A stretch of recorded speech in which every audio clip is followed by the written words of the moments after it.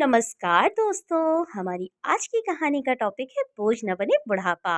आज बच्चों की जिद पर उन्हें गिरगांव चौपाटी ले गई। वहां श्री पंडित से मुलाकात हुई, जो 10 वर्ष पूर्व हमारी ही सोसाइटी में रहते थे।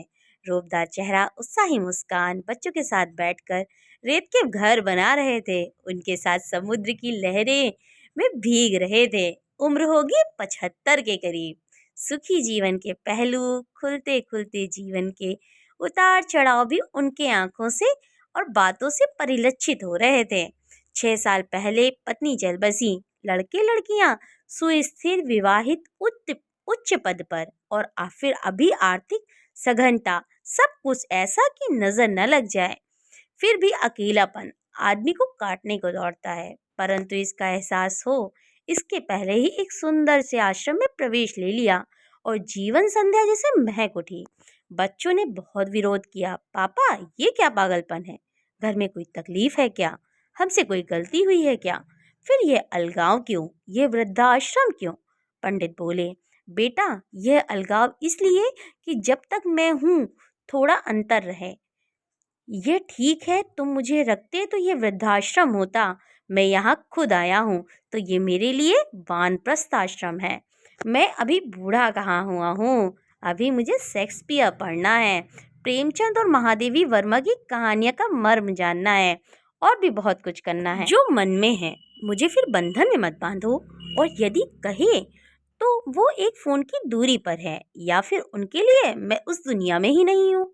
ये सब बताते बताते वे हमें नारियल पानी पिलाने के लिए ले गए। छोटे बच्चे जैसे उत्साह में बोले, भैया मलाई निकाल के दो ना। नवजीवन का उत्साह जैसे उनके अंग अंग में भरा था। इन किया हुआ चेक का रंगीन शर्ट, ब्राउन जीन्स की महंगी ब्रांडेड पैंट, सिर पर कैप। इस उम्र में यह सलीका, पर इन सब से सुंदर था उनका जीवन के प्रति उत्साह। मैं टकटकी लगा के जैसे देखती रह गई। यहाँ तो कहीं भी निराशा का ना और बुढ़ापे का बा भी नहीं था तो सिर्फ ताजे फूलों जैसी खिले जीवन की ओर देखने का दृष्टिकोण। मैं उनसे बहुत प्रभावित हुई। उनका पता मांगा तो बोले, यदि दे भी दूं तो आज की पीढ़ी के पास इतना समय कहाँ है। 2 दिन तुम्हारे पर्स में चिट पड़ी रहेगी, तीसरे दिन तुम फेंक दोगी। इसलिए ज्यादा सोचो मत। यदि किस्मत में रहा तो फिर मिलेंगे, और यदि नहीं रहा तो पत्थर देकर भी क्या उपयोग। और वह आकृति दूर दूर जाकर धूसर होती चली गई। श्री पंडित जी से मिलने के बाद आज बार बार आंखों के आगे पांडे चाचा जी का उदास खोया खोया चेहरा नजर आ रहा था। सच, दोनों में कितना अंतर था। चाचा जी तो बेचारे मशीन बनकर रह गए हैं। इस उम्र में भी सुबह उठकर पोते को स्कूल के बस के लिए छोड़ने, दूध, तरकारी और अन्य सामान लाना, बिल भरना, न जाने ऐसे कितने ही काम उन पर थोप गए थे। रिटायर्ड की तख्ती जो लगी थी उन पर, कामों में फेरस्ती हनुमान की पूंछ की तरह दिनों दिन बढ़ती जा रही थी। परेशान हो गए थे। संघर्षों और पैसों की कमी से उनके कंधे में 50वां वंशत पार करते करते ही झुक गए थे। एक तरफ की गूंगी लाचारी आ गई थी। बस तब से बुढ़ापे का डरावना भूत उन्हें खूब डराता था। आज उनसे मिलने का निश्चय किया। दुविधा भी थी, क्योंकि उनसे किसी का मिलना जुलना उनके बहू बेटे को पसंद नहीं था। उन्हें श्री पंडित जी के बारे में बताना था और निमंत्रण भी देना था। निमंत्रण तो बहाना था। हमारी सोसाइटी में अधिकांश वृद्ध दंपत्ति ही थे। जब से मैं ब्याह कर आई हूँ, उनका अकेलापन, घुटन, मजबूरी और कश्मकश देखती आ रही थी, पर कुछ सूझता नहीं था। आज श्री पंडित जी से मुलाकात ने जैसे मेरे बंद दिमाग के ताले खोल दिए। मेरे सास ससुर आए हुए थे। योजना थी कि उनसे मिलवाने के बहाने सारे सीनियर सिटीजन का एक छोटा सा गेट टुगेदर रखना है, ताकि वो आपस में अपने अनुभव बांट सकें। फिर किसी तरह कोशिश कर उन्हें नियमित अंतराल के बाद मिलवाना। महिला मंडल या किटी पार्टी की तरह उनका भी एक छोटा सा क्लब स्थापित करना है। फिर दिशा उन्हें खुद ब खुद मिल ही जाएगी। विचारों के ताने बाने बुनती में कब उनके घर पहुंची पता ही नहीं चला। मुझे और मेरे हाथ में उनकी पसंद के बेसन के लड्डू देखकर उनकी आंख भर आई। पत्नी के गुजरने के बाद उनकी पसंद नापसंद किसी के लिए कोई मायने नहीं रखती थी। सारी कहानी बताकर जरा भी खाली होता हूँ तो लगता है घड़ी का सेकंड काटा भी 100 किलो वजन लेकर चल रहा है। कोई मेरी सलाह नहीं मानता, मैं सठिया गया हूँ क्या? मैंने भी बेटी के हक से प्यार से उन्हें समझाते हुए कहा, चाचा जी, अब आप गृहस्थी की जिम्मेदारी से भी रिटायर हो जाइए। इसका बोझ आगे की पीढ़ी के कंधों पर है।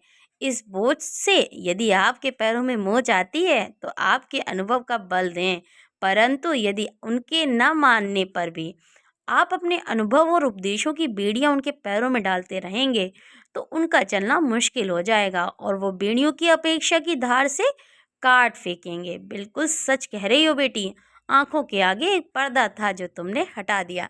सत पंडित जी ने अच्छा निर्णय लिया। मैंने फिर धीरे से उन्हें अपनी योजना बताई। उनका आश्वस्त उत्साहित स्वर इस बात की गवाही दे रहा था कि उनको एक दिशा मिल गई है और जीने का मकसद भी। आखिर वह दिन आ ही गया। सबकी 100% उपस्थिति ने तो मुझे चौंका ही दिया। पहले मैंने अपनी सास का परिचय कराया कि कैसे वर्तमान से शीघ्र की एकरूप हो जाती है। वे बोली, बेटा, औरत की भूमिका तो बचपन से लेकर बुढ़ापे तक बदलती रहती है, इसलिए हर बदलती भूमिका का स्वागत वो उत्साह से करती है। फिर मैंने उनके व्यस्त कार्यक्रम बताया, जैसे नाती पोतों की पढ़ाई में मदद करना, त्योहारों पर या कभी खाने में एक आधा डिश बना देना, कभी थोड़ी बुनाई, कभी सिलाई, जितना शरीर में सामर्थ्य हो उतनी महिला मंडल के कार्यक्रम में उपस्थिति। इस पर मुस्कुराते हुए बोली, अपने अधिकारियों का नगाड़ा बजाने के बजाय प्रेम और वात्सल्य की बीन बजाएं तो सब कुछ सरल हो जाएगा। बढ़ती उम्र के बदलते अधिकारों के सत्य को स्वीकारें। स्त्री तो बड़ी आसानी से स्वीकारती हैं, पर पुरुष नहीं। इसलिए तो पानी में पड़े तेल जैसे संसार से अलग थलग पड़े जाते हैं। सासू जी की बातें प्रभावशाली थीं। सभी का उत्साह काबिले तारीफ था। अनुभव का लेन देन शुरू हो गया। उनकी हंसी ठहाके और कटाक्षों का मैं शांत बैठकर आनंद ले रही थी। सच, हम उम्र लोगों के बीच कितना रिलैक्स महसूस कर रहे थे। सब एक बात पर सभी एक मत थे। उन्हें सिर्फ पैसों की दुगनी करने वाली योजनाओं के बारे में ही सोचा। यदि खुशियों को दुगनी करने वाली योजनाओं के बारे में की खोज वो 25-30 साल की उम्र में कर लेते तो, और या कोई शौक पा लेते, तो यूं शाम काटने को ना दौड़ते। फिर मुझे कुछ भी करना नहीं पड़ा। कड़ियाँ जुड़ती गईं, अगली बार मिलने की भी तारीखें तय हो गई, प्लान बनते गए और यंग सीनियर सिटीजन क्लब की स्थापना भी हो गई। नाम के अनुसार ही उनका जोश और उत्साह देखने लायक था। खुशी के मारे तो मेरे पैर जमीन पर नहीं पड़ रहे थे। अचानक मैं अतीत से जागी। आज इस बात को लगभग 4 वर्ष हो गए। सभी बहुत व्यस्त हैं। पांडे चाचा ने भी अपने लिए जीना सीख लिया है। अब वो सुबह की सैर, योगा के पश्चात तैयार होकर निकल लेते उड़ते हैं। किसी सामाजिक संस्था में निशुल्क अकाउंट देखते हैं और शाम को अपने हमरुम दोस्तों के साथ बैडमिंटन या टेनिस खेलते हैं या सोसाइटी के बच्चे के साथ क्रिकेट में अंपायर का रोल अदा करते हैं।